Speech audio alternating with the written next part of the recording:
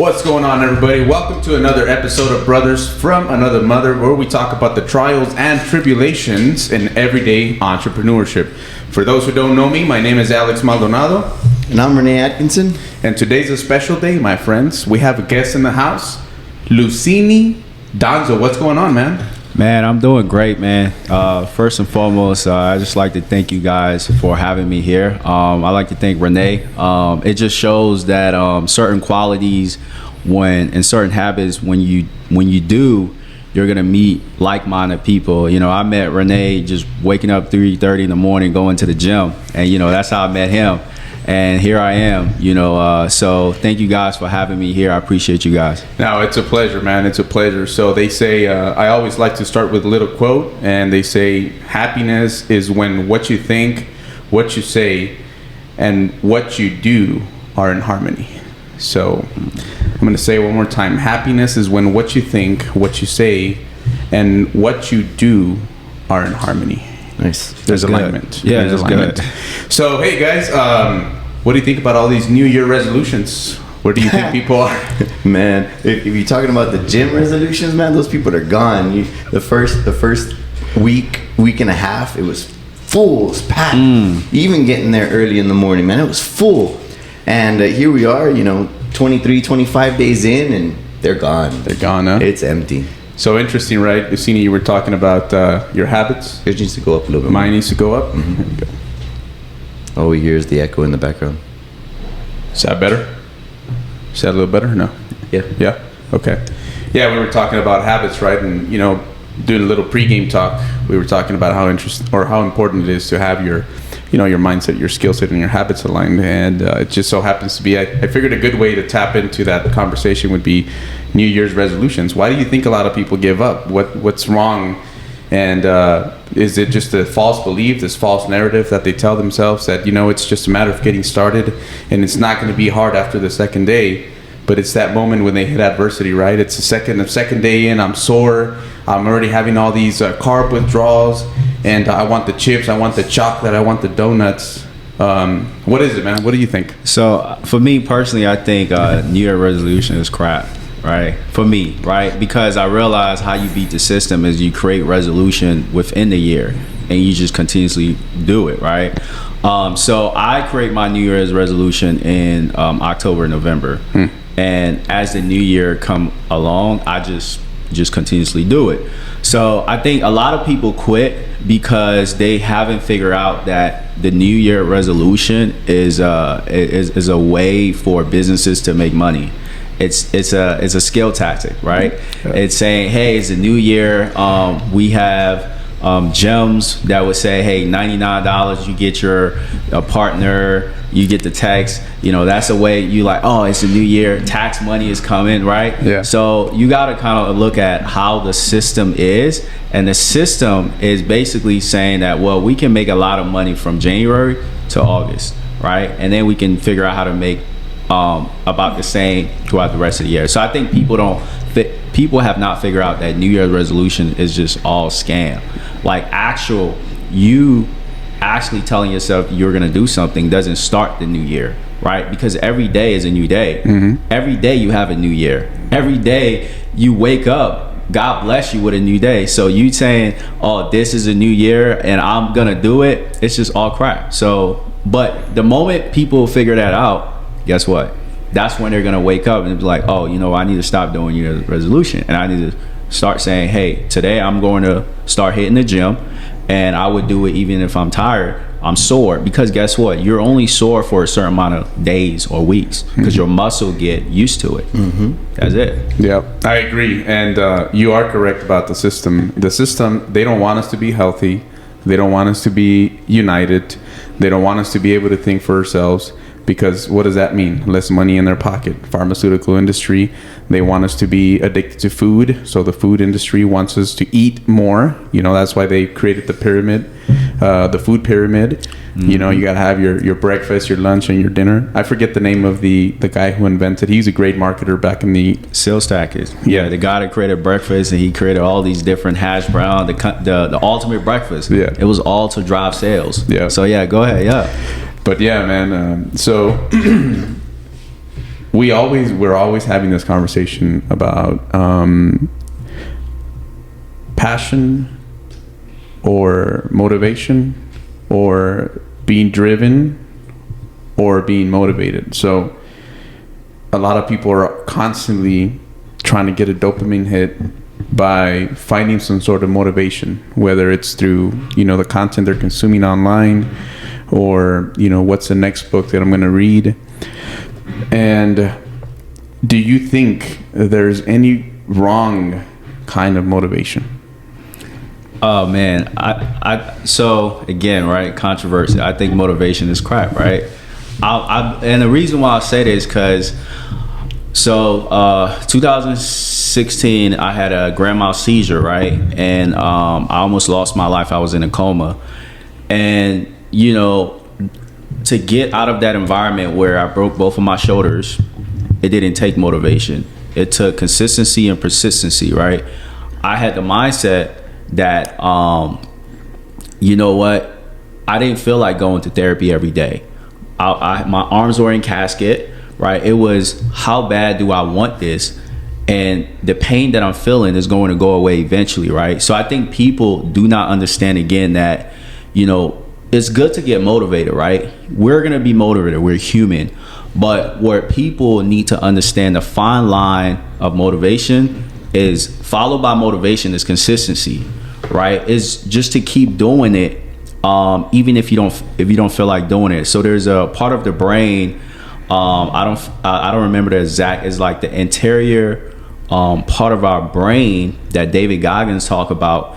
Is the more we do things we don't like, actually the better it is we challenges the things in life in general, right? So as I went through that, I realized that, okay, I don't necessarily need I don't need to come here to sit down with you guys, but hey, I'm gonna do it, right? Or I don't need to drink something healthy, but I'm going to do it because I understand that the more I do that, the change is going to occur in my body, and it's going to transform me from who I am now currently to who the man that I want to be. So motivation to me is crap. I think people need to buy in that, hey, you know what? I'm going to read this book, but guess what? I'm going to apply the knowledge that I read in this book, because applied knowledge is better than just knowing knowledge. Yeah. Yeah. And think about, reading a book. I think this is what separates the champions from the rest, right? You can go in there with the mentality that I'm going to read this book and I'm going to try to extract all the information that I can from this book. Or the champion mindset understands, I'm going to go in there, I'm going to read this 400-page book, and there's going to be one sentence in this book that's going to change my life. That the dividends, the multiples that I'm going to get from this one sentence are going to be immeasurable. 100%. But that's a champion mindset. Only if you're a champion, you can look at life through that lens, where you understand there might not be much that I'm going to get from this book, and that's okay. That's all right. Yeah. But that one sentence in there is going to change my life. I know it. And you find it. Yeah, but you got to stay driven. You can't stay motivated. You can't. Yeah, and a lot of people, there's several different ways that people are motivated, and the example that you gave is a good one, right? Where it's the new year and let's get started. But those are the same people that are saying, hey, I'm gonna start eating right on Monday. Yeah, bro, but it's freaking Tuesday right now. Mm-hmm. Like, you're gonna wait till then? Like, why don't you just start now? There's no need to wait. But they're just not driven. They're motivated, and they're like, you know what? Let me give myself some time to continue to eat like shit, and I'll take care of that on Monday though. But I'm gonna start on Monday. Those are the same people that start off in January that are gone by January 12th, January 15th. Yeah, motivated people get ran over by driven people, man. You take their lunch real quick if you stay driven. And that, I speak for myself. I used to be a big motivator. Like, let me find the next hit. because that's all that's happening when you're looking for motivation. It's a dopamine effect, right? Oh man, it's just like when you eat, when you drink alcohol, when you gamble, when you watch porn. It's a dopamine hit. That's all you're after, but it's long gone. It's quick, you know, you get over it quick. So I had to change. I had to rewire my mind to understand, look, you're not going to feel like it all the time. You're going to be tired all the damn time. After 16, 17 hours of work, what is it going to take? Drive. What's your why? You got to stay driven, man. You got to stay driven. Yeah. I do want to challenge what you said in terms of, and that's just me, right? I want to change the viewer perspective. You said something about a book, reading the entirety of a book, right? One of my mentors, have you guys ever heard of the grocery method, the grocery method of reading? No. Okay, so the grocery method of reading is you buy a book, like the Patrick Bet-David book, and you look at the chapters in the book, and you only read the specific chapters that apply to you, and that only get the knowledge that you're getting out of that book. Mm-hmm. So what that does is, I'm gonna make this relatable. When you go to the grocery store, do you go to every aisle? Not all the time. Not all the time, right? Right. You don't go. We don't go to the grocery. I don't go to the grocery and go to every single aisle, right? I just go and get what I want. So what he said in that is, when you read a book, why do you read the entirety of a book? Why don't you take the I'm not saying don't read the entire book, but if you particularly bought, that book to gain a specific information, one, that's knowing what you want, right? And then second, if you take that information, that's now you identify like, okay, this is information I can apply. And then third, once you use the information, that's how you retain it. So I read books, but I always tell people I use the grocery method to read books, because I understand me reading a book, like we all discussed, it doesn't do me any good, but me reading a book and actually taking that one sentence, right? And it can be one sentence in that chapter you selected. I would now say, oh man, if I apply this, boom, bingo, I figure out my system and how to work on it. So that's something I want to tell. I bought into that, and I actually tried it. I've read over 400 books in the last 4 years. Wow. Not entirely, but I've gained a lot of information to be able to use in life, business, personal experience, and all these spiritual and things like that. Why would you advise people to read in the first place? Because reading is boring, right? But reading is beneficial. I have to say reading is boring because people don't like to do the boring stuff. Nobody wants to do the boring stuff, right? Like watching YouTube videos on, creating businesses and all these different things is boring, right? But you got to ask yourself, what am I getting out of this, right? It's really understanding what you want. When you know what you want out of the world is going to give you what you want. You're going to get it, right? It's a law of reciprocity in terms of you telling the world what you want.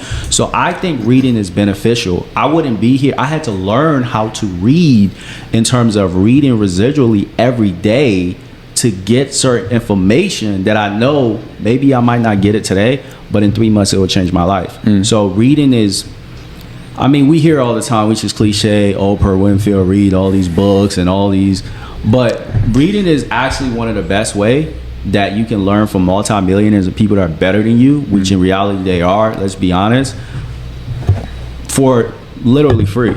I subscribe to Amazon Kindle Unlimited, which every books I get is, most of them are free, and I take the information and I put it in like a note, and I feed my mind. It's boring, but guess what? That boring stuff that nobody wants to do, that's what gets me to where I want. Because when I'm talking to someone, I'm not just talking, I'm talking based on the knowledge that I've retained, that I've applied from experience and all these things, and I have something to offer. So that's why I would tell every single one of you that is listening, that is watching, reading is one way to actually, get your foot in the door when it comes to anyone, period. So Lusene,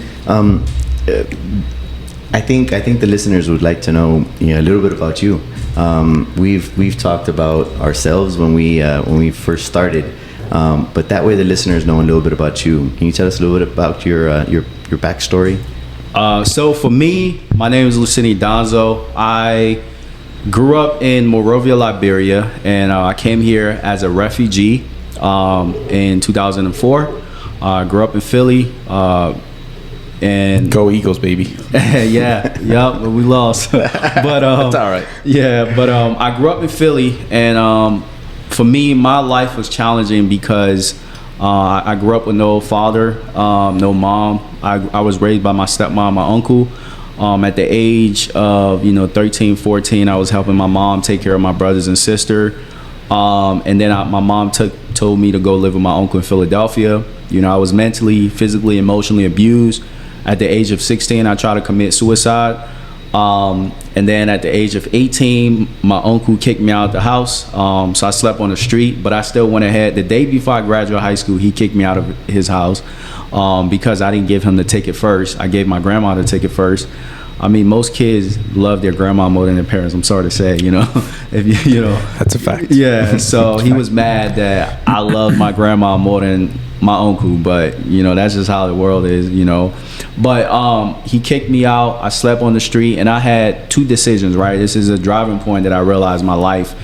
I had a decision where I wanted to stay there and say, you know what, I hate it. I hate my life. I hate my dad not being in my life, my mom not being in my life. I'm not going to graduate, right? But then I realized something. I work hard in high school. No matter who you are, if you work hard, you deserve that acknowledgement, that diploma. So I told myself, I said, Lusene, we work hard for 4 years. We're going to go on that stage and receive our diploma. So I took my trans pass. I went, he threw all my stuff in the front porch. So I grabbed my small suits or whatever. I took it to my grandma. My grandma was crying. She was like, okay, I'm going to take you to your high school graduation. And I was sitting next to a few of my friends, and I was crying at my high school graduation. But I learned something in life. You deserve it. You deserve it if you work hard for it. Do not let anybody tell you you don't deserve anything. If you know you put in the work, why are you letting somebody to tell you shouldn't go and grab that piece of paper? You shouldn't get the acknowledgement when you know you've been working 4 or 5 years for something. I don't care how old you are. I learned that at a young age. And then fast forward, I joined the military. I used to walk to school when I was in Virginia. And, I worked as a security officer for years, joined the Army. And 2016, that's where another tragic happened. In my life, I had a grand mal seizure. It came out of nowhere, never had seizure previously. I was hospitalized. I was in coma for about a day, and I broke my left shoulder. I dislocated my right shoulder. And the doctor, everybody was waiting to announce me dead. And while I was in a coma, and I'm not trying to scare you guys, but I will say this because I heavily believe in God. I felt like my spirit was watching everything. Was out of my body but watching, and there was something that was telling me, like, Lusene, you gotta fight, right? And this is you have to fight for your life. And eventually, the evening, I woke up, and the first thing the doctor told me, young man, you're lucky to be alive. And I was like, how am I? Was I supposed to be dead or something? He was like, your heart stopped. I'm like, wow. So yeah. What is the grandma seizure is one of the most deadly seizures that you can die having that. Why does that happen? What happens? So that happened. I'm not a doctor, but from what I was told, that happened to me because of so I was in school. I was helping my mother with my brothers and sisters because I'm the oldest. I didn't have a father helping my mother with my brothers and sisters. I was working full time, going to school full time, ROTC full time. So I was just juggling a lot. I didn't have it was heavy stress, heavy work, and not having adequate time to eat, sleep, and drink water. And also I was drinking. So those things led me. I was 24 years old. Those things led me to have that grand mal seizure where I dislocated broke my left shoulder while I was sleeping. So the shock or yes, the tension in your bone and your muscles was so much that it was able to break your bones. Wow. Yes.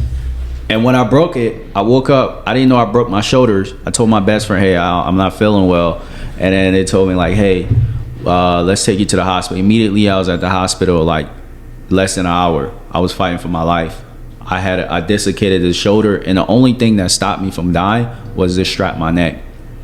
because if they wouldn't have strapped my neck, I would have broken my neck.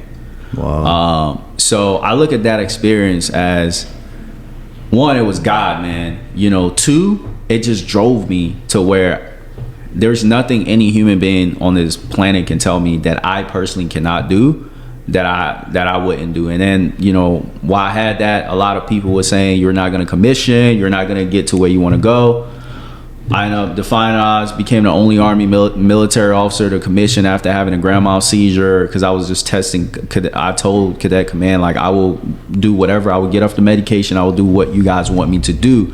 But the mindset that led me there was what we talked about previously. It wasn't motivation. It wasn't. It was, I have a goal. I'm going to be consistent. I'm going to go to physical therapy. I'm going to make it happen. I don't care how I feel. My arm hurts. I'm crying. I'm depressed. It doesn't matter, because at the end of the day, you said I'm not going to commission. I will commission, right? And when I joined the military, I just realized I had an entrepreneur spirit, and there were so many people that didn't have that. And that's how I got to where I'm at. And now, I'm at a point where I'm leaving by the grace of God. Nice. So you're done with the military.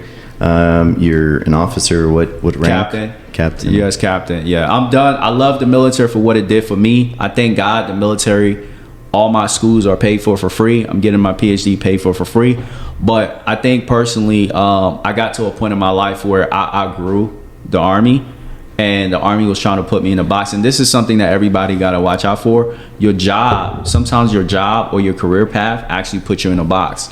And you have to have the mental understanding of, like, hey, there are opportunities that I need to take advantage of, and making this money, making six figures, 108, I believe that's why I'm getting paid.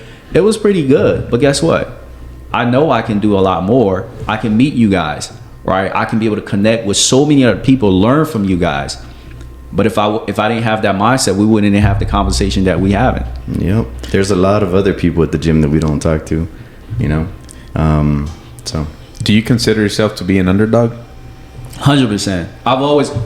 Let me expand on that. All right. Okay. So my whole life. I'm sorry. You don't. So my whole life. I'm gonna go real quick. Right. My whole life I've been an underdog, and the reason why my whole life I've been an underdog, because people have. Hold on, real quick. All right. No, go for it. You sure? Yeah, because that was on. All right, we got this one. The reason why my whole life I've been an underdog, and I'm very passionate about it, because my whole life people have always doubted me. My family member, you're going to be like your father, right? You're going to be like your father. You're going to have babies all over. To this day, I told myself, I'm not married. I'm not having children. Friends, I don't believe you're going to commission. Or leaders, you're not a good officer. You're not this. You can't do this. Leaders, you're not going to be successful in the Army as an entrepreneur. My whole life, and I say this very passionately, I've always had people doubt me. People tell me I wouldn't do stuff. People have told me, you're going to be smoking weed. I don't smoke weed. You're going to be on the street selling drugs. Never done that. But I say this, right? People put their projection.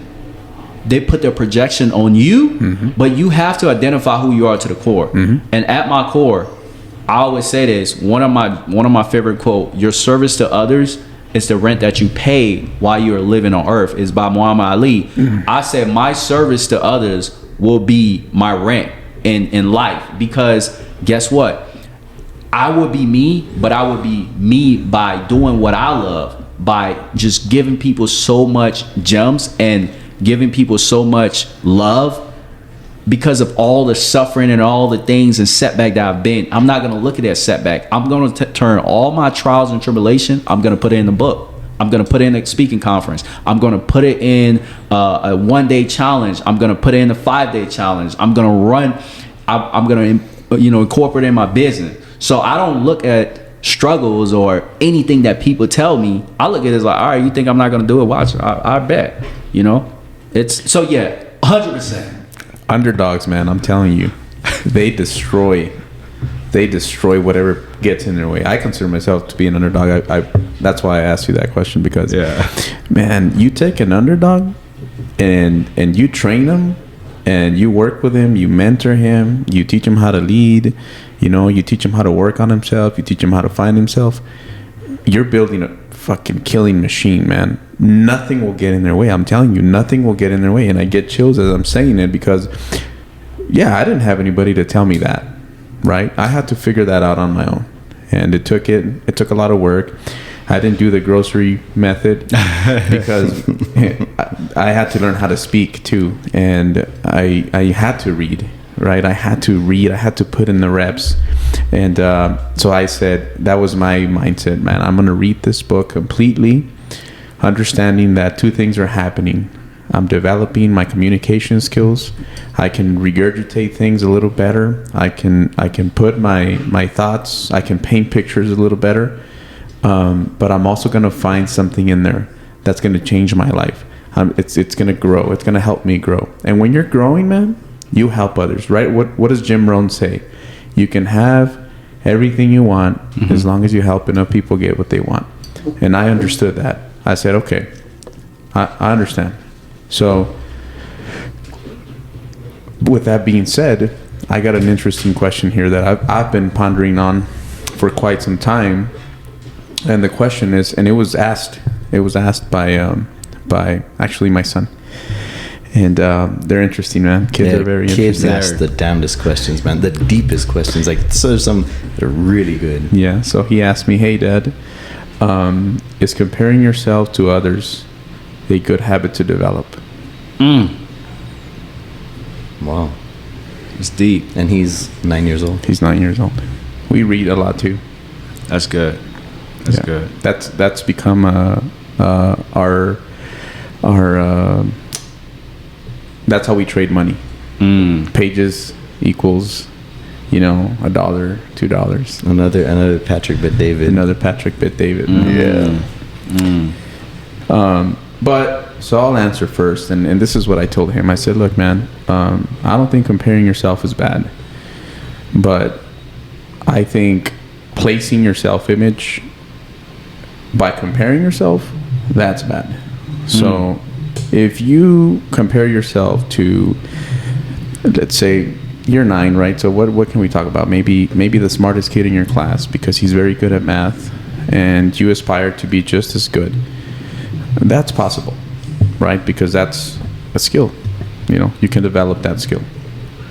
But let's say, you grow up and you're a average size, let's say 5'9", 150 pounds, and you're coming over here and telling me that you're comparing yourself to an NFL quarterback and you're placing your self-worth on that's unreasonable, and that could be dangerous.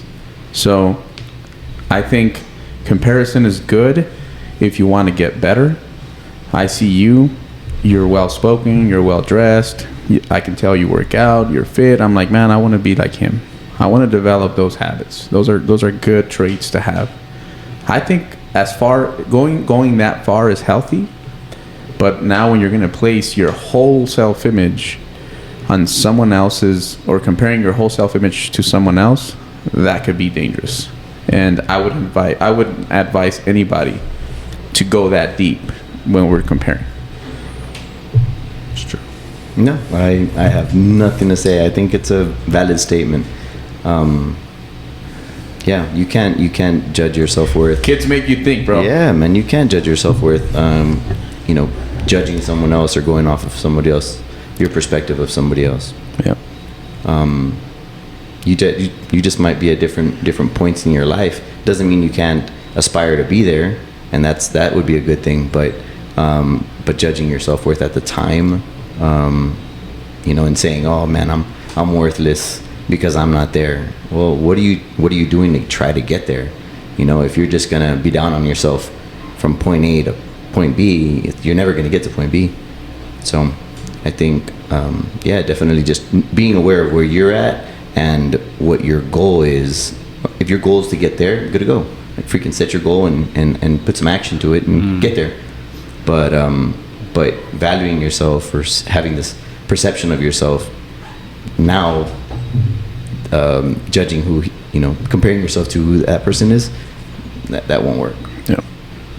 Yeah, let's dive deeper into the question, right? So you guys bring a good point, but also what you want to tell your kid too is you want to look at opportunities, right? What opportunity that kid that is good at math have that he doesn't have, right? Yep. Because that's a realistic way to approach it. You know, maybe that kid has extra tutors, and maybe your son don't have extra tutors, right? Or it can be vice versa. So I look at it as, yeah, comparison is wrong, but I look at it as, hey, you know what? I like Alex, right? But let's say Alex is, I'm just saying Alex is like a womanizer, whatever. But Alex is a good businessman. Like, he knows business, right? So I tell people, take the good out of people. Draw the good out of people. One of my mentors, Eric Thomas, always say, you know, I don't have to like everything about you, but if you are great in something, I will take something in you, period.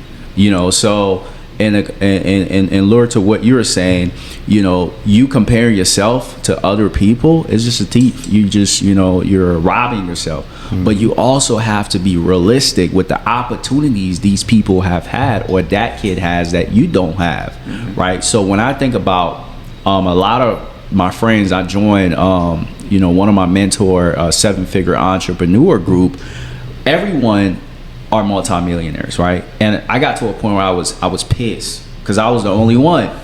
But the reason why I wasn't a multimillionaire, because I had a full-time job.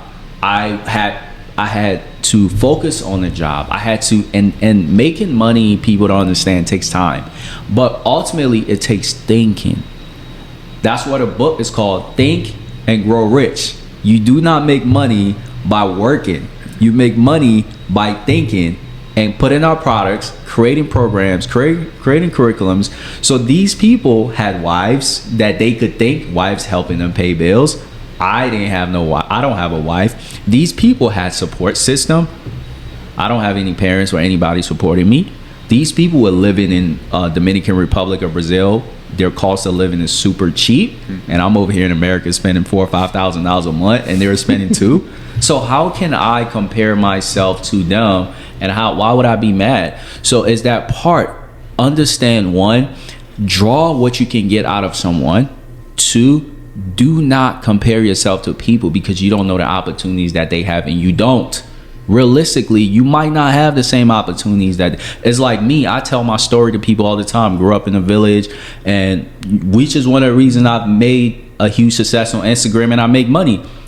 If you grew up in America, even you grew up in the hood, your story cannot compare to a kid that grew up in Africa, a kid that used to walk with no shoes on. It's just, people would resonate more to that, because like, man, wow. You know, but you grew up in America, you know, yeah, you grew up in the hood, but you still have opportunity. He didn't have any opportunity, right? So you got to look at perspective. You got to say, man, I give it to you, Lusene. Your story is more relatable compared to me, where I just grew up in the hood, but I still lived in America, and so forth. Another thing I would say too, I do talk a lot, but another thing I would say too, Des Bryant, I watched his interview, and he said he didn't have a father, and like, he didn't have a lot of opportunities growing up. And I was reading the comment section, people was like, well, you know, you're 6'5" and you're 220, and you know, you're an NFL player. People don't understand that man was never born being 6'5" and 220. Right. He grew up in the hood. He grew up with no father. He like, give people credit. Yeah. You don't have to like everything about someone, right? But give him credit. He became an NFL player. He established certain businesses, and he made millions. And he's like, oh, well, these people, Cowboys, they ain't care about me. I'm out, right? But to be hating on him like, oh, you're big, you're naturally big, and no, he worked out. He went to college, right? There are so many people that are good. I'm one. I was very good in soccer, but I didn't have the support system. I didn't have no support system to go and keep playing at Lock Haven University. So I say all this to say, take what you can out of people, but also, if somebody is more successful than you in something, don't hate on them. Like, understand that they struggled through and their struggle might not be where you and me, we had to learn English. We had to learn, but we can take our struggle and guess what? We can put our struggle together and we can relate to those who we can relate to, and we can get them to buy into what we were trying to convey. Mm-hmm. Yeah, and that's exactly what I told my son. Now, a lot of the things, obviously, he still doesn't understand. Like when I told him, hey, true intelligence, right? And I told you as we were speaking pre-show, true intelligence is having the ability to access someone else's brain, because there's so much information, man, that you can take from. I take a lot of information from Renee. I'm writing all my notes down, because, man, Lusene, you got a bright mindset, man, and that's something that delayed gratification, right? It's taken time for you to develop and putting in the reps and reading the books and forming yourself instead of, sitting on the couch and having Cheeto dust on your fingertips while you rub your belly button, we're choosing wisely, right? You choose wisely. And so yeah, that's let's talk a little bit more about what you do, because we continue talking about the products and what you sell, these digital products. So what exactly do you do? So I teach people how to start, market, and scale their digital business to 6 figures, right? So where I come in is, let's say you want to start a podcast, right? I would tell you, all right, well, create 100 episodes. And then in lieu of you creating 100 episodes, I want you to have little nuggets, create PDF ebooks where you give it away for free. We all love free stuff, right? Mm-hmm. Right. You give it away free and you build your email list. That's one way you grow your business. You build your email list. In real life, in a brick and mortar business, you build your email list by buying one, getting one free. That's how you build your customer, in real life. But in business, online, you give it away for free. After you give it away for free, you're building your email list. You create a product and service. What we're talking about as far as business, entrepreneurship, leadership, coaching services, courses and programs that you can offer people that already have their email list, right? So let's say you start a podcast, you put out 100 episodes, boom. Then you create a PDF or ebook on how people can change their perspective, change their mind, get into entrepreneurship, start their own gas business, or something that you have done, right? Anything you have accomplished, that's a skill. You don't need to go any farther. Anything you have accomplished, that's a skill. So you can talk about that. Mm-hmm. You are an expert. People are like, oh, well, I'm not. No, you are an expert. You've done it. Why you think you got to That's a mindset problem, is what I'm telling you. Exactly. Oh, I can't do that. No, I come from the hood. I didn't grow up in the right place. It's a mindset problem, my 100%. Friend. You know what? And that's something I wanted to touch on when he was talking about it. If you see that deficiency, that's something that you don't have, that somebody else has, focus on that and figure out what do I do to get that tutoring.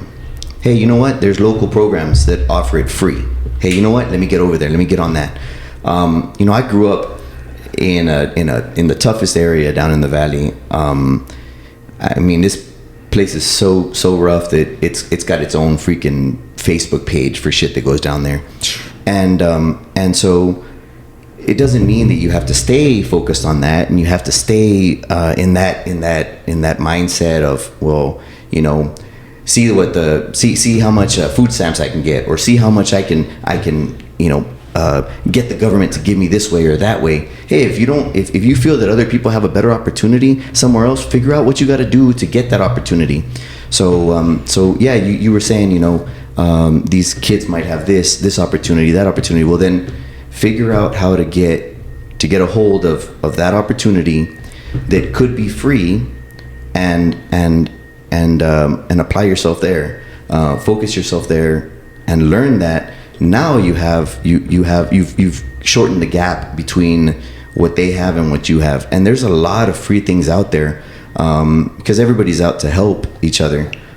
There's a lot of free programs out there that are there to help those poorer That's the areas. Outlook, though. You're saying there's a lot of free stuff out there. Mm-hmm. That's the outlook on how you view life. Everybody don't view life like that. But I just want to put that in perspective. But you're right. People don't look at it like that. You're right. You're right. And that's a perspective that needs to change within the person.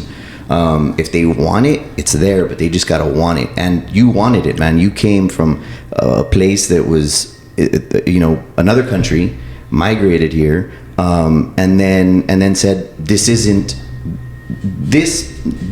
where I want to be. I want to be even bigger and better than this.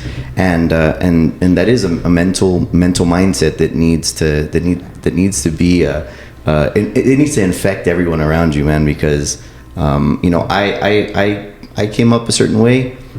You might have had it tougher, and here we both are. I don't have it tougher. I respect everyone's struggle. I was telling my best friend about this. Do not compare your struggles, because my auntie, right? She was saying, well, because my new book I'm writing about refugee, and she was like, well, you didn't live in a refugee camp. You just stayed there for like 5 days. I'm like, okay, but I still lived on a refugee camp. Yeah. Don't take my story away. Don't try to put your perspective on me, because if I experience it, I'm an expert. If I experience it, I can talk about it. Yeah. So, my struggles, I tell people, it's not better than anyone's struggle. I just figure how to turn my struggle into money. Yeah. Turn my struggle into books. Turn my struggle into passion. Turn my struggle into like-minded people. So my struggle, it's not, and I will stop you, is not better than yours. I don't want to take away from what you've been through. Yeah. And don't ever take away from what I've been through, because we all got to understand that whether we grew up in a 2-parent home, we didn't grow up in a 2-parent home, there are some kids that have 2 parents and they still felt lost. Mm-hmm. Yeah. And you have to acknowledge people's struggle. But go ahead. No, and I love what you just said right now. I saw a video recently where there was this black gentleman and this black woman, and they're having this really deep conversation, right? Well, in that conversation, it gets even deeper, where this gentleman brings up a fact that all these people are going through things in life, and but they're coming out ahead. And she says, yeah, but those are people that had a father figure at home. And he said, and she's like, and most of our black community doesn't. And he says, well, how do we blame the white person for that? That's a black man problem. That's a black woman problem. If nobody's telling that man to sleep around the way he is and be irresponsible, and I thought that was, and she was shocked, and I thought that was really deep. And I don't think that that's just a black community thing. That, man, you got that in Hispanic families, you got that in white families. It's a mindset problem. I keep saying it. It's a mindset issue. Yeah. So anyways, yeah, man. It reminded me of that situation, and I think a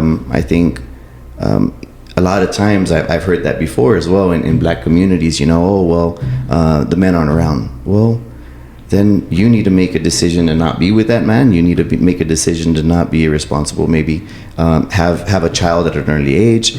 You need to not, as a man, you need to be more responsible and say, hey, you know what?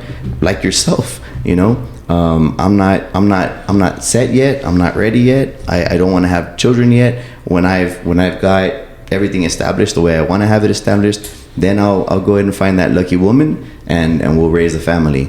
But again, it goes back to, it's a mindset. Yeah, it's a mindset. Yeah. So we need to set that mindset. Yeah. How do we set? What's your opinion on that? How do you set that mindset as as part of a culture? How would you say we would set that mindset? Well,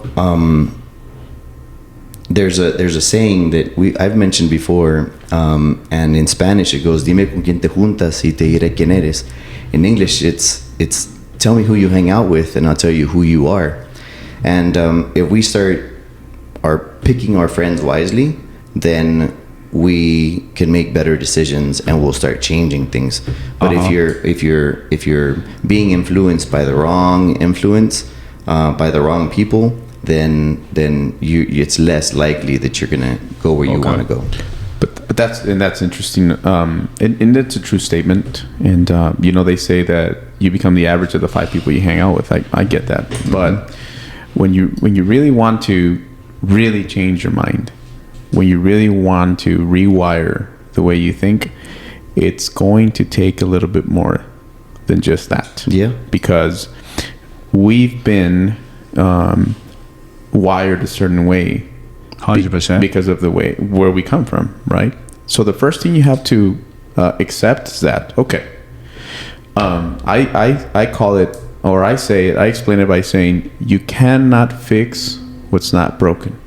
So if I believe there's nothing wrong with me, you can't fix it, man.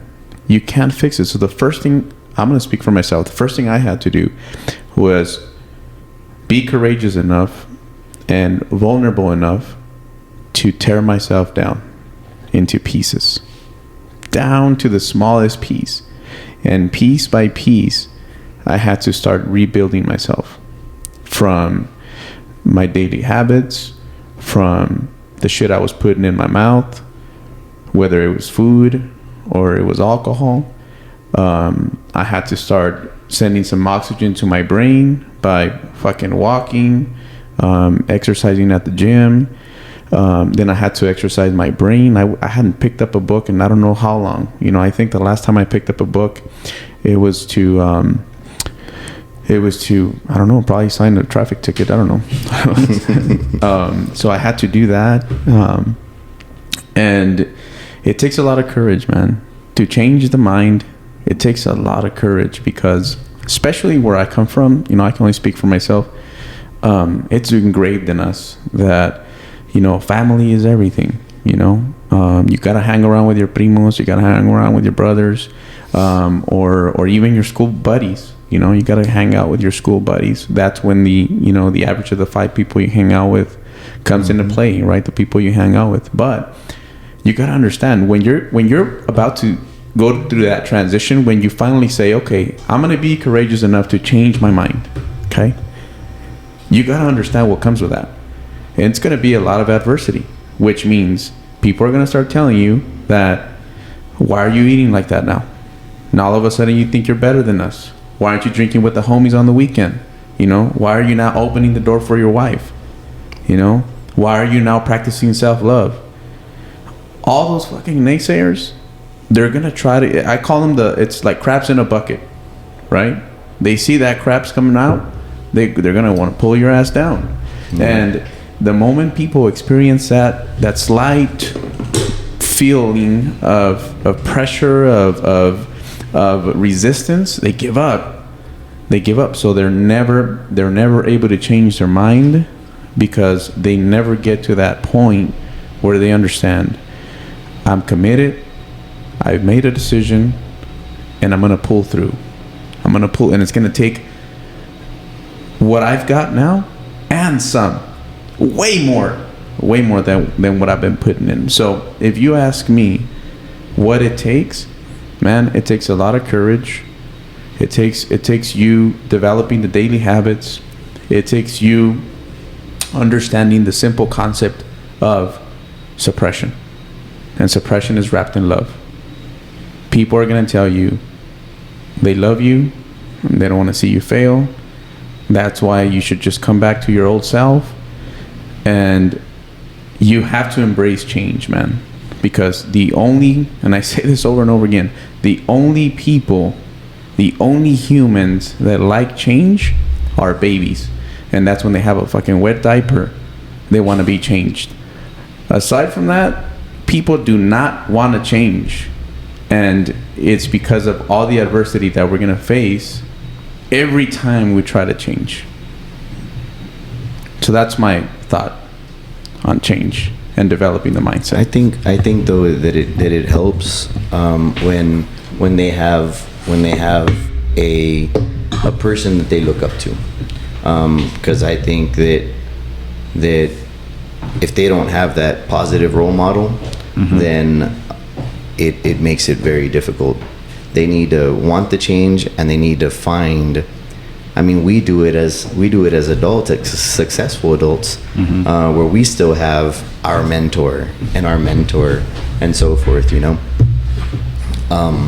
So I think that if they want to start somewhere, I think starting is right there. Is realizing that you don't want to be in the position you're in, and you need to find that one role model that you look up to, and just get as much advice as you can from that one role model and go from there.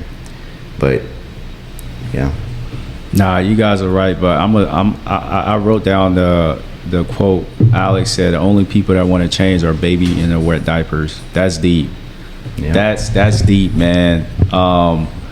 That's so deep. I'm a deep person, but that's deep, bro. And the reason is because you don't understand, like, a lot of things to go about what Renee, you was talking about, like that change.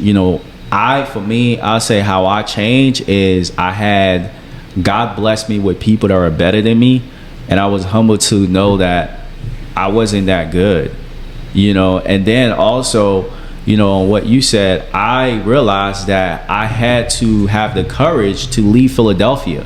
Yeah. I left Philly. So because of courage and me seeing people that are better than me by reading the book, The Magic of Thinking Big by David Schwartz, I didn't know who David Schwartz was, or if I'm even saying his name correctly, but I love that man. That man changed my life. Yeah. That book changed my life.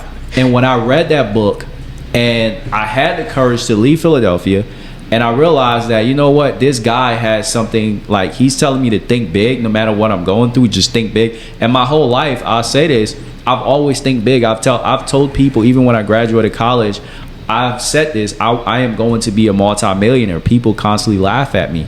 I've always been, oh my God, you always want to be a millionaire. But when I become one, they're going to be like, oh man, I'm going to post that video and say, I told you I was going to be a millionaire. No, what they're going to say is, hey, help me out. How can I get there? Exactly. How can I do it? What do I need to do? Hey, do you need somebody to help you out? Exactly, right? Yep. 100% true, but they're not going to see from 2016 to 2024 and 25. Yep. And you got to understand that question too. When people ask that question, what they're really asking is, give me the secret sauce. Yeah. Fucker, you want the secret sauce? Come work with me. Pay me. Come put in the work. And then you'll realize, dude, there is no secret to this. It's like losing weight, right? You see it all the time where people, they see you fit. Hey, man, how did you do it?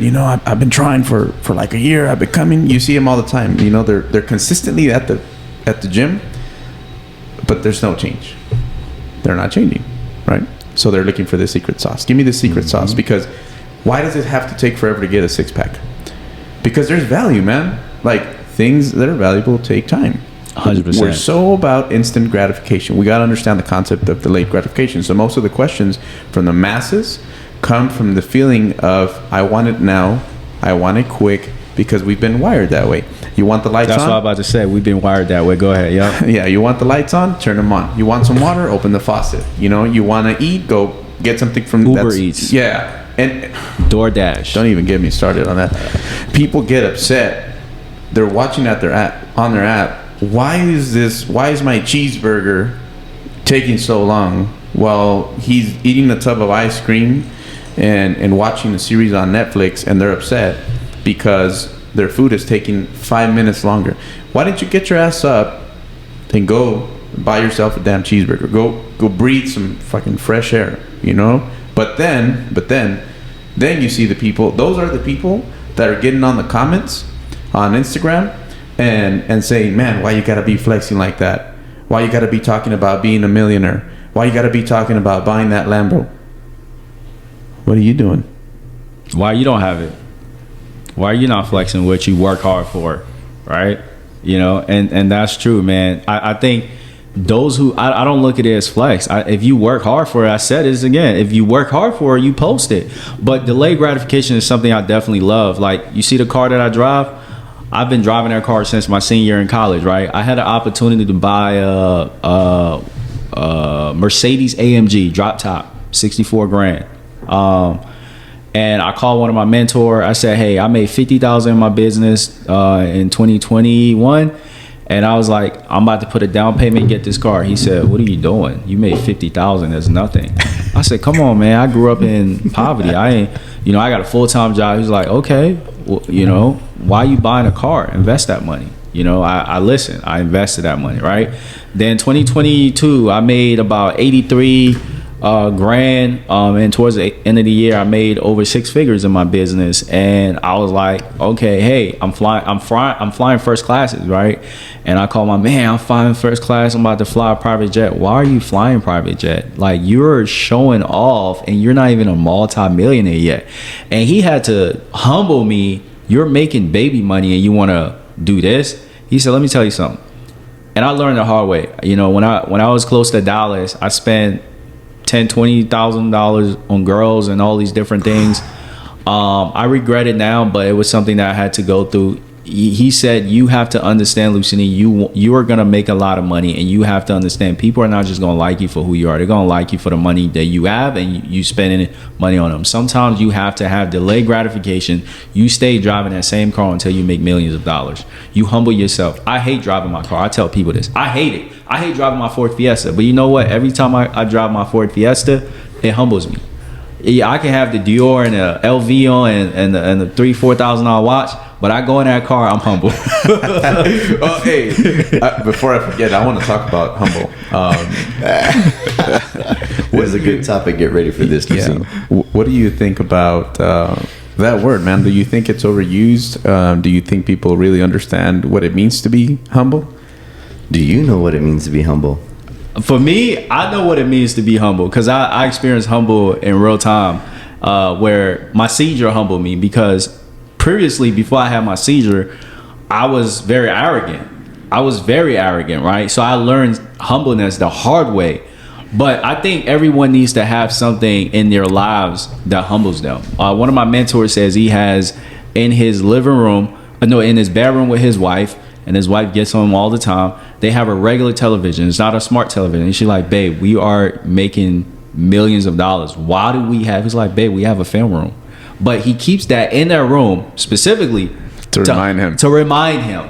He said, you have to have something in your life, something in your environment, something in your office, something that humbles you, because you're going to get to a point where you're going to make so much money. And if you don't have that, we're human. It's going to get over our heads. So I think everyone, what humbles me is my car. I can feel like I'm the best thing on earth, but I drive that car and I got to roll down my window. Like, it humbles me. I'm like, damn. But you know, this year I am going to live in a different country, and I'm gonna stay a few months in Dubai, and I'm gonna travel to different places. I wouldn't have been able to afford to do that if I didn't have that car that's paid off, and you know, the car is $12,000. You know, but I think, like you said so many times, having that delayed gratification, man. If you want to live the life, there are certain things that you have to have that humbles you, and there's certain delay that you must have in your life. So maybe I might not be that multimillionaire driving the Lambo and stuff, but I would be that multimillionaire driving a $64,000 car, because that will humble me. So let's look at humble. And I agree with you to the extent that we should all have a humbling moment. Something that's a fact. But to think of yourself as having to be humble, or to think of yourself or overusing that word, is where I think we go wrong, because we often overlook the real definition of certain words. So the definition of humble says having or showing a modest or low estimate of one's own importance. Probably never looked that up. We just assume that world. We never actually defined it and read it in the dictionary. But yeah. So I've been big on that, man. Lately, I've been really big on understanding, and words weigh, right? Like, they have a true meaning. Yeah. And I think that's one of the biggest deficiencies that we have, is our ability to communicate, because we've lost respect for language and understanding the true meaning of words. We overuse them. We overuse words without even understanding. And it's so important. It's so important that we make that a thing where we actually start. And I speak for myself. That's why I started. Because I would often overuse words that the subconscious mind is so powerful, man. Like, Very. we talk to ourselves all the time, and we think that what we talked to ourselves about a week ago, it's back there. It's in our subconscious mind. Mm-hmm. You know, you keep telling yourself you're humble, it come back to bite you in the ass eventually, you know, because those are the kinds of things that you're telling yourself. You consciously don't understand it, but man, our brain is powerful.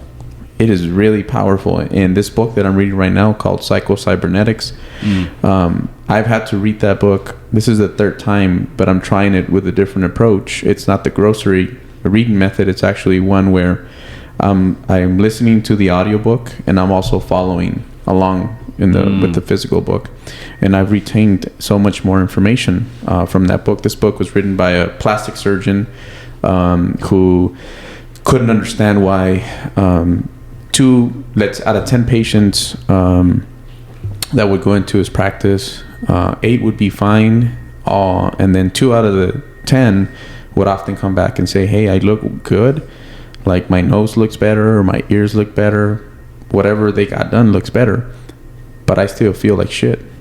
Like, my insecurities are not gone. Like, what's going on? Self-love, self-image, insecurities, you name it, right? But then he starts explaining the power of words. What are you telling yourself? A man often adds his opinion to the fact, and that's where we fuck up. Okay, let me give you an example. I think I saw you were into crypto, or yeah. I have some investments in crypto. Okay. Yeah. Let's say you were to lose your ass off tomorrow. Knock on wood, it's not gonna happen. Just give me an example. Most of the time, the average, or even the successful, most of the time, humans in general will say, man, I lost my ass yesterday. I must be a horrible entrepreneur. Well, that's an opinion. The fact is, you lost your ass. The opinion is, I must be a horrible entrepreneur. So every time we add our opinion to the fact, which we often do in everything that we do, we just make the situation worse because we don't pay attention to what we're saying. That's a 400-page book. That small sentence just reframed my Mindset. entire mind. Yeah, I definitely agree with that because it's how you speak to yourself, you know. So I tell you guys this: when I had my seizure and everybody told me I wouldn't commission, I wrote 10 things on the wall. If I can remember, one of them was I'm going to commission. One of them I was going to graduate with a 3.0 GPA or higher. Another one was I was going to get out of physical therapy. And there's this man, and I always give people credit, man, Mr. Washington in RTC. He said, everything you want, just write it down, read it every day. Right? And to this day, in my bedroom, I have stuff on my walls or stuff in my bed frame, and people, you know, would say, oh man, you know, why do you have these things? Because the moment I wake up, I read it. You know, Lusene, you're a PhD holder, you're a multimillionaire, you know, you're a faithful husband, I speak all these life into me because again, man, I tell people this, you don't necessarily have to have something to feel like it's already accomplished. Yeah. You just got to speak it into existence. Everything I have done, I've spoken it into existence, and that's the reality of my life. So you know, I agree with you, man. How you talk to yourself, also how you talk to yourself sets a tone for how people talk to you. You know, how people perceive you, you know, how you carry yourself, how people perceive you, all these things. You know, I work out not because I just want to look good. I work out because I want to be around other people that work out. I personally don't invest in mentors that are fat. I'm just being honest. I don't. There was a guy that was fat, and I love him as an entrepreneur, but I'm not spending $10,000 on you, bro. I'm not doing it. I invested in somebody else that, you know, like an Andy Elliott, right? And I'm sorry to say this, but I have to see myself in you. Six-pack or you're fired. Yeah, that's exactly right. Everybody in my organization have a six-pack. If you don't have a six-pack, you're fired. Exactly. But that's the mindset that I'm on, and that's who I am. If I'm on that, why do I think other people are not on that? So I have to understand when people don't invest in me, it's because they don't see certain relatable traits in me that's in them. And that's okay. And that's okay, right? Yeah. That's okay. I'm pretty sure there are some people that hate Andy Elliott for saying if you don't have a six pack, you think he's better than everybody. Well, he's like eating a triple meat cheeseburger, you know? Exactly. Like, hey, You man. know, they talk about his pants all the time. He's wear tights and bro. The guy is doing what he loves. He's making money. Who cares? This is what he says about that. He's like, "Oh, you're always talking about my pants being too tight. What about your bank account? That motherfucker be looking tight too. Exactly. You're talking about my shorts being too short. What about you coming up short on your wife every single time when you promise her something and you don't come through? See, That's the truth, man. Yeah, That's the truth. That is the truth. People don't like to hear the truth. And he talks about that. People don't like to hear the truth, right? It's out of It style. hurts. It hurts. Yeah. It's come out of style. You know, saying the truth is out of style, and that's one thing here on the BFAM podcast that we said, man. Truth. We're talking about truth. Yeah. We need to bring that back in style. Yeah. So- I told my best friend 3 weeks ago when I had the conference in DC, I told him, I said, bro, you're not fat no more. And he's like, damn, bro, that made me feel good. I said, I'm going to tell you if you're fat. But it's the truth. And I tell him all the time he's Loving fat. lies, baby. You know what I mean? And he gets mad. I'm the only friend that tell him he's fat. I said, bro, I love you, but we want to be somebody in this world, and I don't want to have a fat friend. I'm sorry. I don't want to have a fat friend. You know what that's called? Or a fat best friend. You know what that's called? What is that? Standards. Yeah. I personally, I don't. I Yeah. got standards. Yeah. And we need to raise those motherfuckers. We need to raise them because Yeah. he taught me how to save better. He's like, bro, you make a lot of money, but you piss poor your money. You spend your money on girls. You do this, you do that. So how can you teach me to be better in terms of saving and investing, and getting into crypto and stuff? Because he put that on me, and I work out. I'm better than you in the characteristic I'm better at, and I'm not gonna put that on you. I'm gonna hold my tongue because I don't want to hurt your feelings, bro. I don't care if I hurt your feelings. You didn't care when you said, bro, how you spent $10,000 at the club. You didn't care. You said, bro, you were terrible. You need to stop wasting. You told me that. That was honest, and I felt bad that you told me that. I was mad. But guess what? Now I'm saving better. Now before I go buy a Dior or Louis and stuff, I make sure everything is good. I make sure I at least bought some trade in the stock market. I make sure I have long term trading. Because you introduced those ideas. So when I'm at the gym at 3:30, bro, work out. Bro, you don't burn that much calories than me. You need to eat better. You suck at eating better. Mm-hmm. You know what I mean? But that's the relationship we have. And I said it's like I told him I was going to be a millionaire in 2022. I didn't. I gave him $5,000 because we bet. And he was like, damn, bro. I said, bro, I did not want to give you $5,000.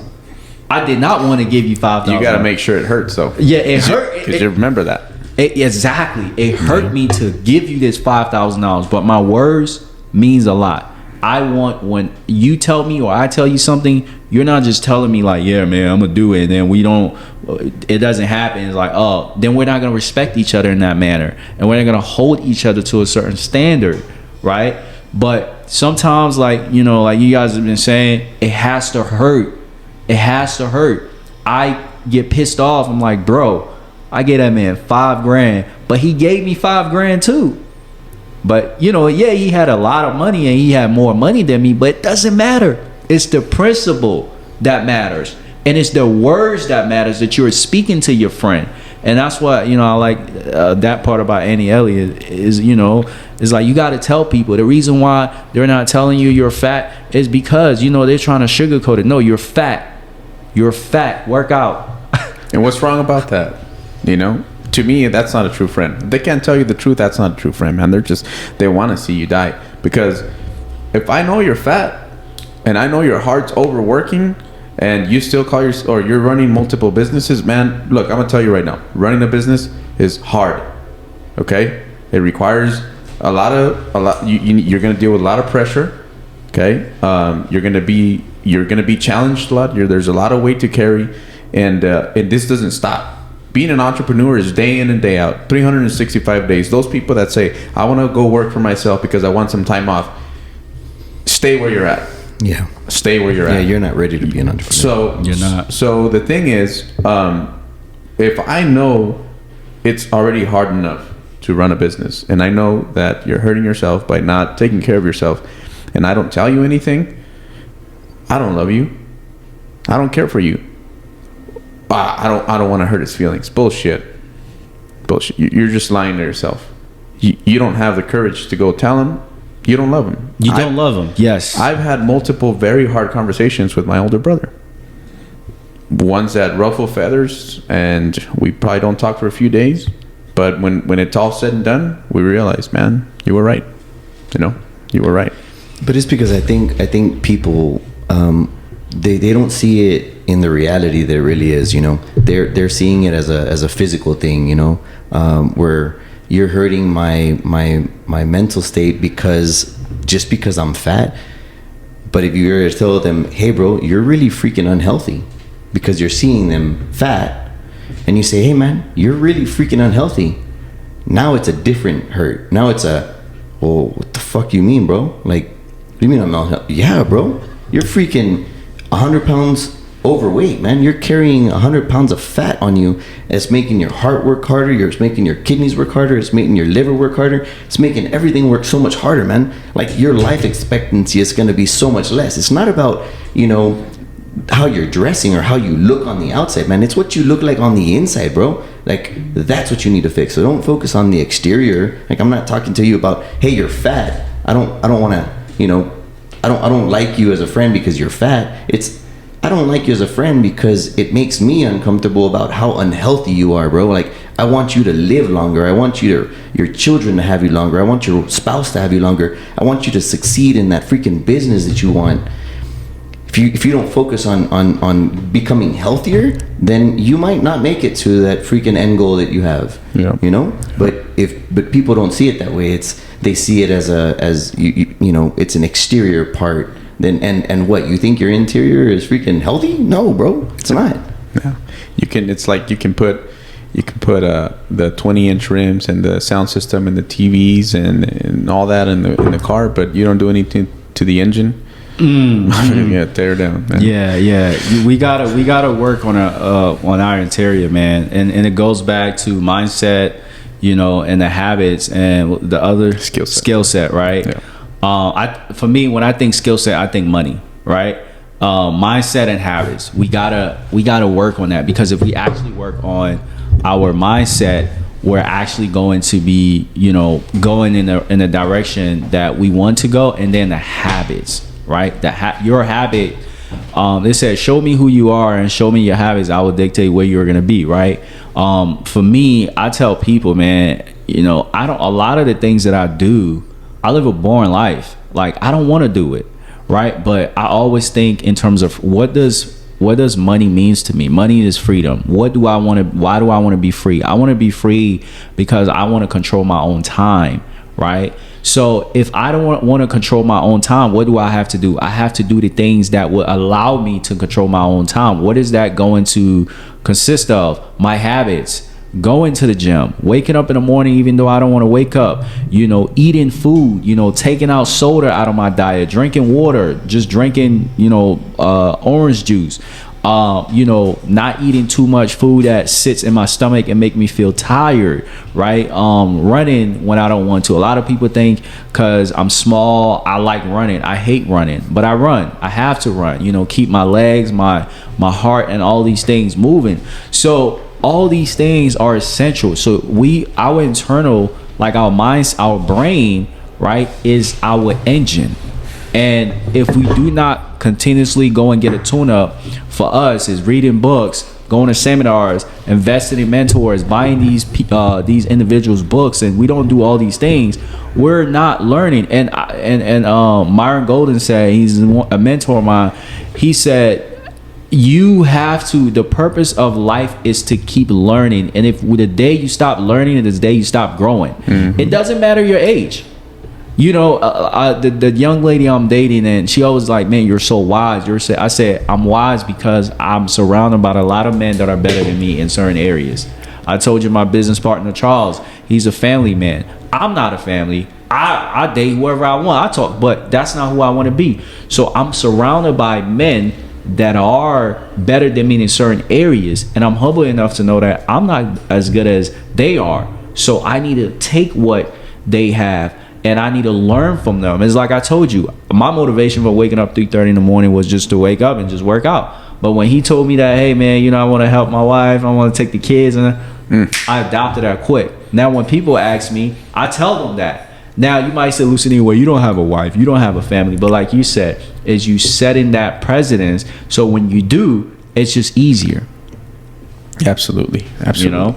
So as we bring this thing home, Lusene, because we can sit here and talk we for can. days. Yeah. We can. Oh yeah. And I've been quiet today, man. I've just been giving Lusene his time here. Me too. So I want to ask a few last questions, and then hopefully we can touch on these subjects. They say the quality of a man is determined by the quality of questions he can ask himself, and so I want to dig into your mindset a little bit more for all the young and old entrepreneurs that are out there that might just be getting their business going. But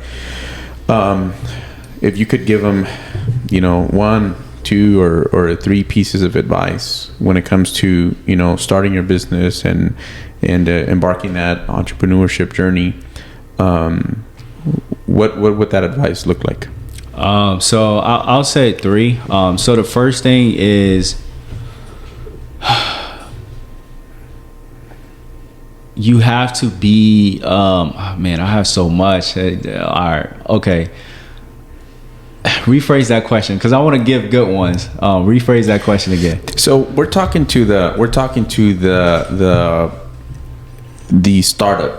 Yes. Okay. We're not talking to the guy. Startup. We're talking to the startup. Or it's perfect. Yeah. But here's the thing. Not when I say startup, I don't mean the 1 year entrepreneur. I mean, not because you've been doing it for 20 years means that you can't learn. Yeah. Or that you become. There's a difference between doing and then actually having experience, right? Mm-hmm. You could be doing the same thing over and over again, but you're not learning much. Yeah. So that person, let's say that person, the 20-year veteran, also needs some guidance in how to get out of that rut, right? I think that looks the same for the guy, the 2 or 3 month, the rookie. I think it looks the same because, yes, one's been doing it more time than the other, but the mindset hasn't changed, right? Yeah. So what's some advice that you could give? So I'll say start, man. I say start. You'll figure out later. Always start. Let's say, for example, I want to get into entrepreneurship, right? And I didn't know I would be doing digital product. I started with my book, right? And then as I started with my book, I moved to credit. And then I got into what I'm doing now. And then I'm going to get into speaking and having conferences and stuff. So I would tell people, if you're in a space where you have that business mindset, just start doing it. Because eventually when you start doing it, you're going to get everything. Start now, figure out later, right? Don't try to figure everything out. It goes to that perfection, right? Patrick Bet-David talk about, there is no perfect. When you first scroll all the way down my Instagram and see how I was speaking, I was so scared. I was timid. I didn't have the confidence. I didn't invest in myself Toastmaster courses. I didn't invest in Eric Thomas, Tony Robbins, all these people's seminars and courses. I didn't do it because I need them to instill some level of confidence, or I need to spend my money, right? So that's the first thing I said. Start now, figure out later. And then the second thing I would tell the person is really have a mentor. Have a mentor, man, because it's this thing called system, right? If I can say it right, save yourself time and money. You will save yourself time and money by having a mentor, right? There's an acronym that's called system, but the system method basically says save yourself time and money. And how do you save yourself time and money is by having a mentor. This is not college, right? You don't have to sit 4 years in school and actually learn everything you can. We're talking about real life. You have real life experience that you can be able to teach someone and help expedite them. If I want to start a gas station business, I don't need to figure it out now. I just need to have you on my team. I just need to know you and be friend with you, or I need to pay you, right? That's how you you actually get faster, get there quicker. And then the last thing I'll say, you know, like, you got to ask yourself, what does money means to you? We all want to make money. Everybody wants to make money, right? But what does money means to you? Money to me means freedom, right? Okay, let's break that down, right? Money to me means freedom. So what do I need to be doing now to create that? What am I doing to create that? So I've always wanted to be free. So the car that I drive means nothing to me. The apartment, I stay in a 1-bedroom apartment making 6 figures, you know, made over 200 grand. That means nothing to me.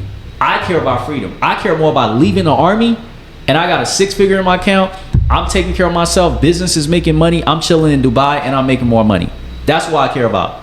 So although you care about having a Mercedes AMG or having the best car, that means nothing to me, because money means freedom. So I'm doing what is going to allow me. So you got to ask yourself, I would say it again, you know, start now, figure out later. Yep. Buy into a system. Save yourself time and money by having a mentor, right? Because a mentor, I wouldn't be here, and I always, you know, Neo, AJ, you know, Tony Robbins, Eric Thomas, Jeremy Anderson, you know, Bradley, and some of those guys that I've invested over $100,000 of my own money in. I wouldn't be here and have the information. You know, you said something, you said, man, you're well articulated. That has nothing to do with my degree. Yeah, I have a communication degree, but it has nothing to do with my degree. It has everything to do with, I've been around multimillionaires, and they're not talking about, oh my God, you know, did you hear what was on SNL today? Or they're breaking down like, hey man, this is how I made 100,000 in a day. Damn, bro, you made 100 grand in a day? Yeah, you know, that's what, this is how you can make $1 million in a year. Or this is how I'm going to donate 50,000 to charity to get some tax back. That's the conversation they're having.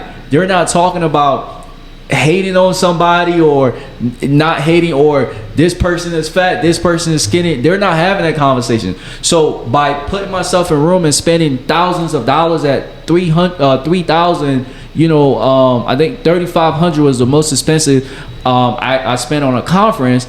I got to suck some of these people mindset and see how they're acting. And the last thing I'll say, everyone have a story. Learn how to turn your story into a profit. Every one of them have a story. You know, there's a guy, you know, I know him, Carter Cofield on Instagram. He does tax. He didn't have a father. He grew up in poverty. Dude left America to go live in Brazil for 3 years to become a multi-millionaire. He taught me that, hey, you want to be a millionaire quicker and faster? Leave the country if you don't have a family. Get out of here, yeah. Get out of here, yeah. Right? You don't have a family. You don't have wife and kids. Go away. Mm-hmm. Because you can survive off $3,000. You can survive off less than that. He makes $1 million in a day.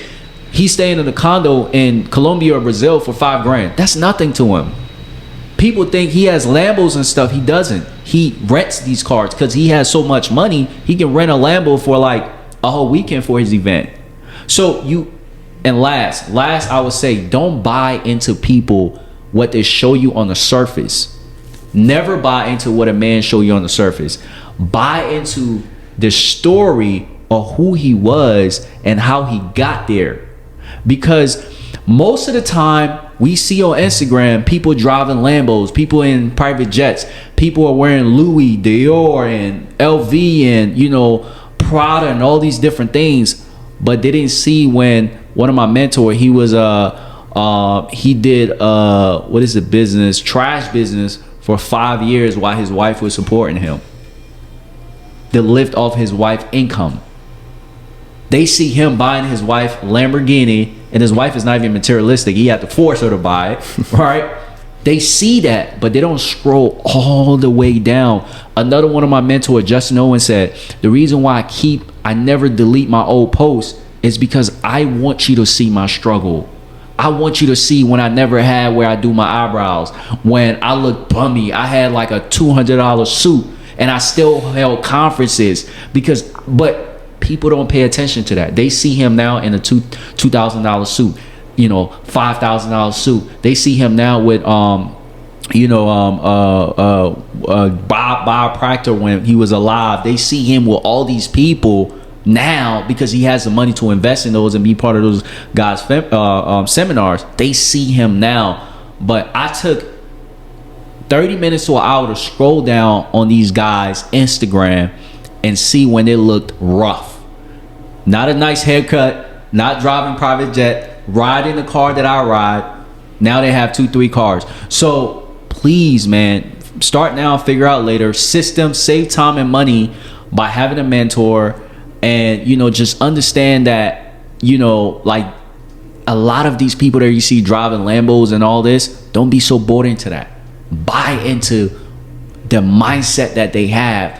Eric Thomas, one of my favorite mentors, my favorite speaker, he said, take my mindset, take that, because I had to dog to get to this level. You understand? Like, take that mindset, because that's what is going to take you to get there. And I know you heavy on mindset, so I know you like, yeah, but it's the truth, bro. It's the truth. Mm-hmm. Take your mind, he said, take my mindset, take my work ethic, take that, because you can't have what I have if you ain't put in 25 years of work. But it's not convenient to do that. That's why people stay stuck. Yeah, and bro, I say this, man, and I say for me, my success is one God, and I just work, man. I work.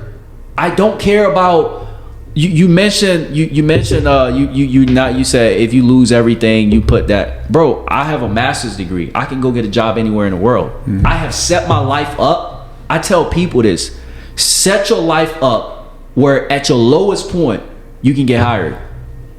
Do not make yourself where you don't have enough knowledge to where Alice cannot give you an opportunity, Renee cannot give you an opportunity.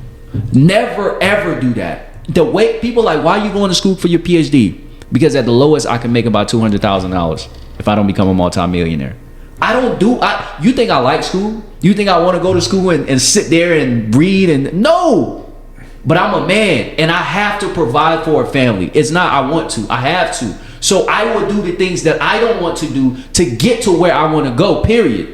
It's not about, I want to do this because it feels good. No, it's about I will get the PhD because I will want the opportunity. I want Alice to give me the opportunity. I want Renee to give me the opportunity. I don't care what I'm black. I will speak the language. It doesn't matter. We look at our skin and we say, oh man, because I'm this, I'm that. Bro, you are not going to judge me because I'm black. Mm-mm. You are not. I refuse to be judged because I'm black, because I will have the level of education. I will have the level of leadership. I will have everything to check your box. And the only reason you're not going to give me an opportunity because you just don't like me. But you got to want it.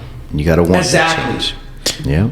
And that's how I carry myself. I don't look at myself and say, oh man, you grew up in the village, or you didn't have no shoes on, you didn't have a mother, you didn't have a father, so you're not going to be a parent, and you're not going to attract a woman that wants to have family, you're not going to have a 2-parent. I never look at my misfortune. I turn it into a story and I make money off it, period. And I always would do that, because we live in 2024.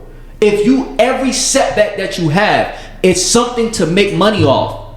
Any time I'm going through tragedy, I always say, okay, well, time to put out a content about this.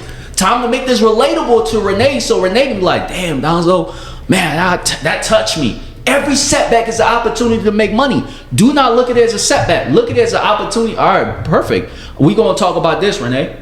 This is the podcast. This is what we're going to talk about. Alex, you know what? My auntie, I told you recently, my auntie said, well, you didn't grow up in a refugee camp. I just told you guys, don't take, what I learned from that is don't take away from my story, auntie. Do not take away from my story.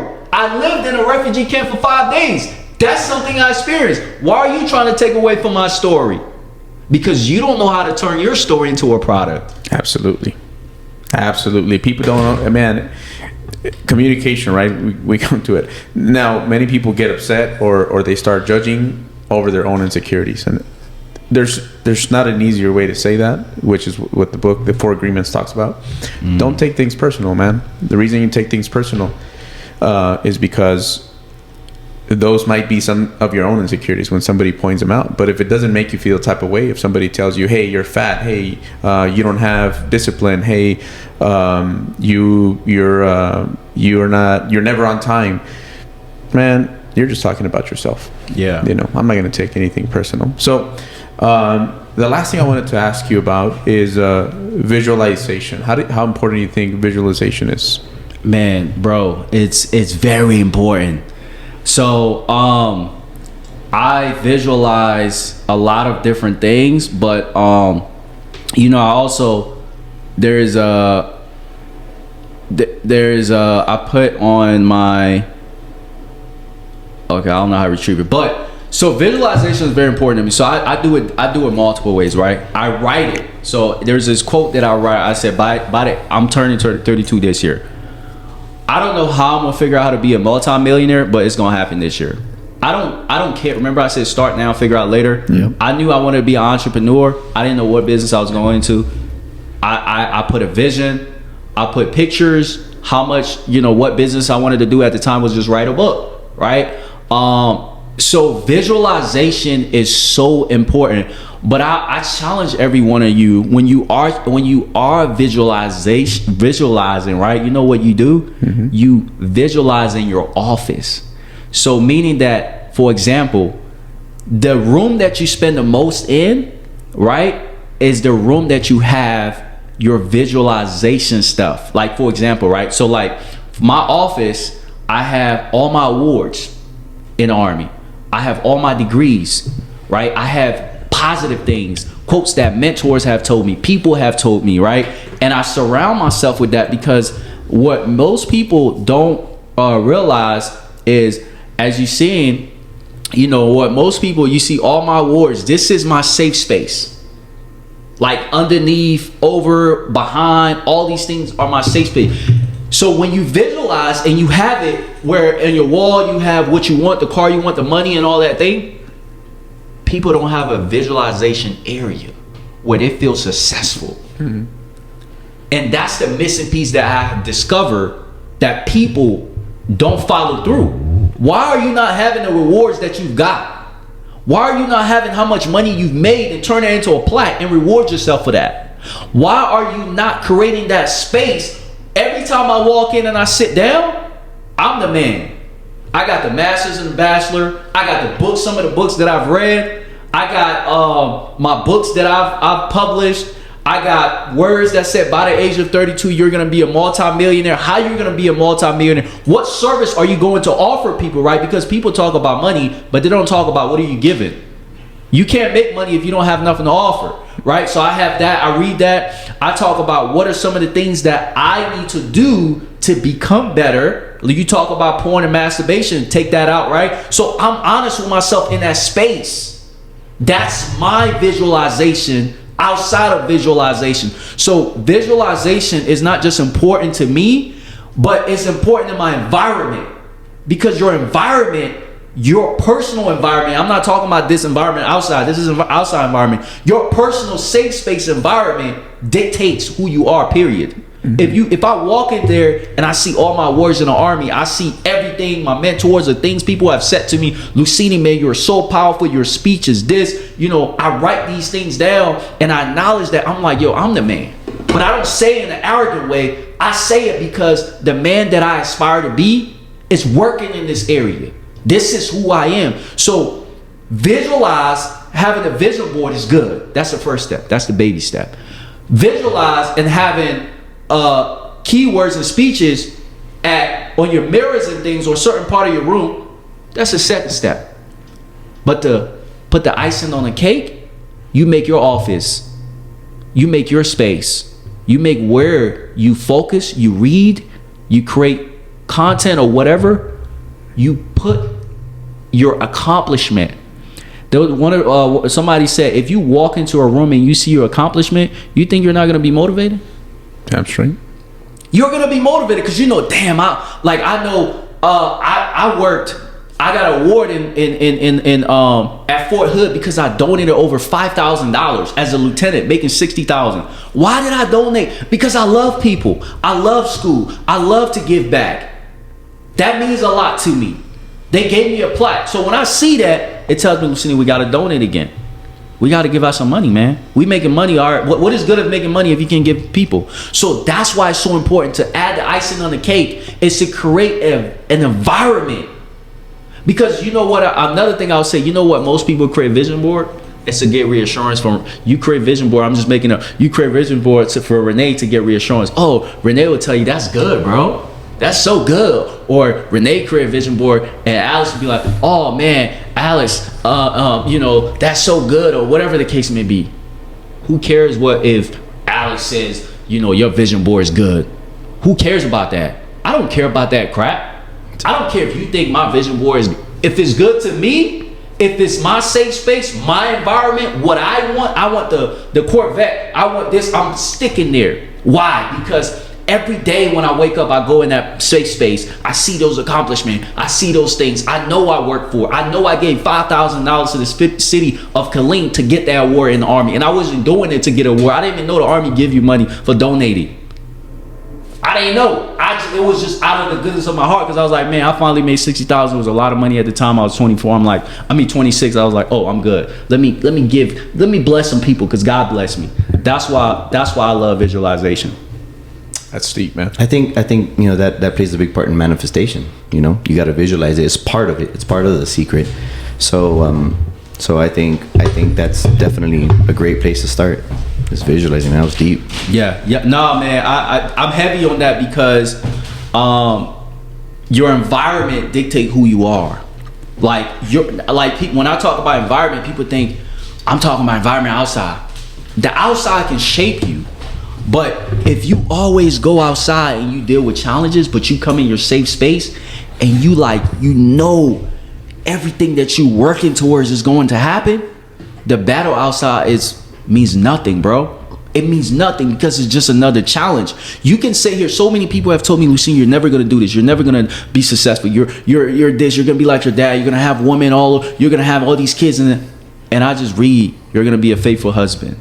I just read, you're gonna be a husband. You're gonna be married and have. Who do you think is going to retain that? You telling me, or me telling myself? You're telling yourself. Me telling myself, bro. Yeah. Me telling myself. Because what you said, right, is the words you speak to yourself is what matters the most. Mm-hmm. But again, it's mindset, like he said. The words I speak to myself is what matter. Renee can tell me I would never make it. I'm going to stay driving that Ford Fiesta until I make it. I'm going to stay speaking to myself, speaking life into myself until I make it. Because the word on the outside means nothing. If what he said can never penetrate my mind, it would never penetrate my heart and my body and my soul. Because what I tell myself is I'm a faithful husband. What I tell myself, I need to go through therapy to heal from not having a father, not having my parents in my life. You said broken pieces. That's something I had to realize I was broken. Because I was going down a road where I didn't love myself. I had to realize those things, because I realized what you tell me would never penetrate. What the world tell me, you're a black man and you gonna fit the statistic of having baby mamas. I don't fit your statistic. Yeah. I would never fit your statistic, because I would go to school, because guess what? The Army you gonna pay for it. Mm-hmm. I would get every resource out of the military I can. I would take advantage of every opportunity in America, and I would use my story, because I understand that, hey, you know what? I came here as a refugee. All right, cool. I'm gonna use my story to come up. It's part of who I am.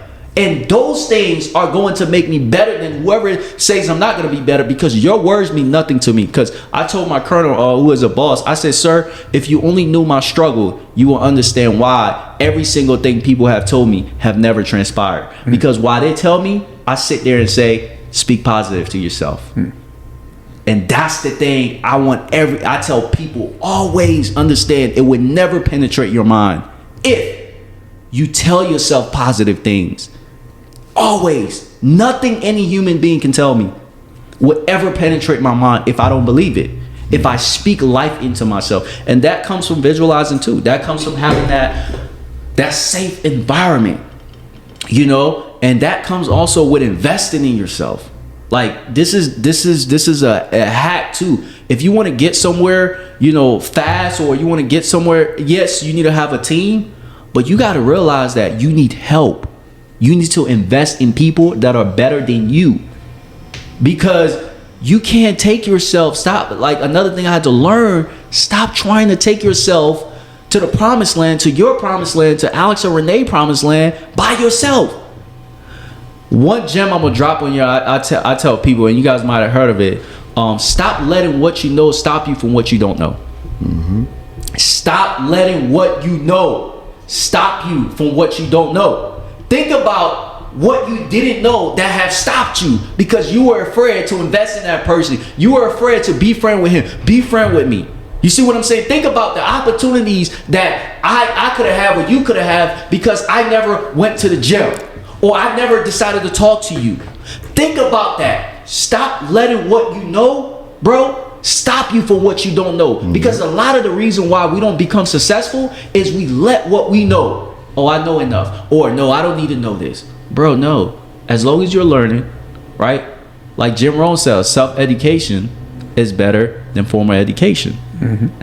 That's powerful. Yep.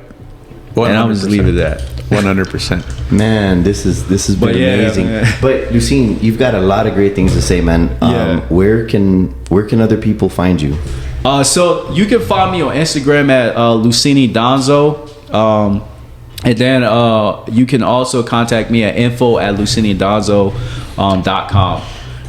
Those are the two places I'm mostly active on. You can email me there, and you can follow me on Instagram or send me a DM. Good to go. So one of the things that we try to get to is realizing people's struggles. So eventually, before you end up leaving the country, I'd love to have you back on, and I want to talk about what have been some of the struggles that you've had along the way, along your entrepreneurial journey, and how you overcame those tough times.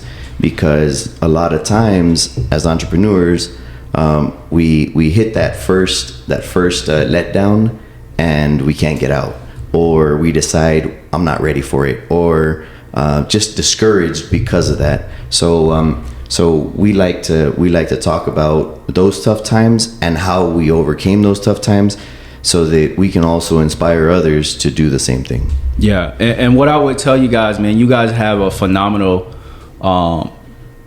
platform here, man. And I would tell you this, and everything I tell everybody, and I tell myself this: do 100 episodes. Just pour, keep pouring. You see, we never see the greatness of what we're doing until we start getting a lot of acknowledgement. But what we don't understand as human being, right? Before you get one person to acknowledge the greatness that you do, you gotta have done it 100 times or more, or 1,000 times. That's why they have the 10,000 hours, right? Mm-hmm. So I tell people, before you quit anything in life, just put your 10,000 hours in. If you really, if you are bought into what you're doing. So you guys have an amazing platform. Thanks. Right? And it's not just a platform, but you guys are talking about things that are relevant. And in this generation, we're no longer in the generation of school. This is also education. Keep doing this. Keep putting curriculums. Keep create, newsletter. Turn this into an actual business. Because I promise you, 5-10 years from now, you will look back and you will look at the first episode, and you're going to look at the 1,000th episode, and you're going to be like, damn, man. Like, I look at Lusene Donzo in his 1-bedroom apartment, and, sitting in the chair with no ring lights and nothing. And I'm like, man, and now when I talk, I got ring light. I'm better. I know how to communicate better. My diction is improved. But you would have never paid that Lusene Donzo to come speak. But now people pay me to come speak, right? Yeah. But I invested. So look at what you guys have. Keep pouring. Keep investing in new equipment, and new knowledge, and new skill set, and new everything. Because when you look now, you would say, well, we have a platform. We can charge people to come speak on our platform, and we can actually turn this into a business. Mm-hmm. Absolutely. So I love it, man. Thank you guys again so much for inviting me. I appreciate this, and I'm blessed like I always say, I always tell God, thank you for the opportunities He present me, and I will always give God the glory because, like I tell you guys, man, I'm not here for me. I'm not here by myself. I'm here because, you know, it's part of my destiny and part of my purpose. And I really appreciate the opportunities and the opportunities God has presented to me, and I know He will keep presenting to me, and also presenting to you guys. You know, so yeah. Amen, man. Thank you so much. Yeah, no doubt. Now, and thanks for coming out, Lusene, man. It was a great conversation. I appreciate you for spending the most valuable piece of real estate that you own with us today, which is your time. We highly appreciate that. And I always like to finish also with a quote. Before I do that, guys, if you're not following us already, make sure you do. We're on the tube. We are on Instagram at official Alex Maldonado. We got the official BFAM is the Instagram. TikTok, the official Alex Maldonado on there as well. And then the podcast is also the official BFAM there on TikTok. You can find mine as well under official Renee Atkinson. And then you said Instagram. Yeah, Instagram is Lusene Donzo. Okay. Yeah, just type in Lusene Donzo. Lusene Donzo. Perfect. All right, man. Well, I'll close it off with this. They say that the greatest mistake a man can make is to be afraid of making one. So don't be afraid to make mistakes, guys. Don't listen to the naysayers. Keep your backs against the wall and stay driven. With that being said, catch you guys on the next one. Peace. Nah, the